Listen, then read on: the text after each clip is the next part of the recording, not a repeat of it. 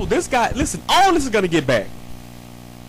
If any one of you Hebrews right now that doubt this, if any one of you Hebrews right now were healing the sick, and the sick went out and started telling people, which according to the story of Jesus, they did, the next morning you'd have people all outside your doors trying to get healed.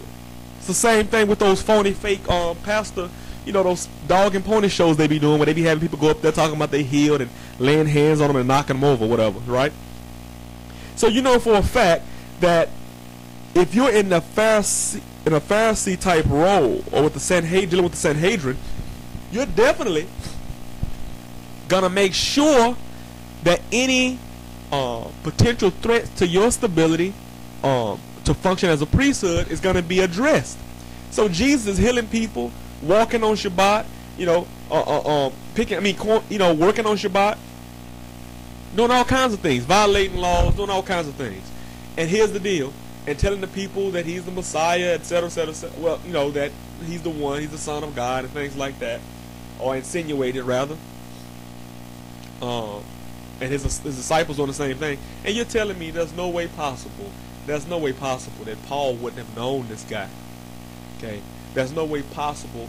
Why would the Pharisees act very cautious to apprehend and kill Jesus, but at the same time they go ape shit basically on Stephen?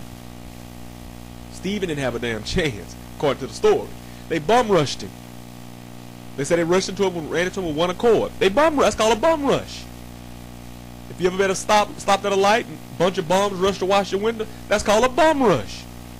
Come out of nowhere. He was bum rushed. So we have these people, Paul, going around killing Christians. But like I said, the video earlier dealing with Malcolm X, when I mentioned Martin Luther King, Ishaka Musa Barashango, Khalid Muhammad, all of these people, regardless of what they went into, idolatry or whatever the case may be, the point still stands. The opposition always took them out because they were the leaders. Paul doesn't even try to take Jesus out, and he's older than Jesus. We know he was in Jerusalem with Jesus. He doesn't even know Jesus until he's 33 years old on the road to Damascus. Okay, until 33 CE. Okay, which is Christ supposedly died in 32 AD. Okay, and the next year in 33 CE, Paul's conversion takes place on the road to Damascus. So we know Jesus is younger than Paul.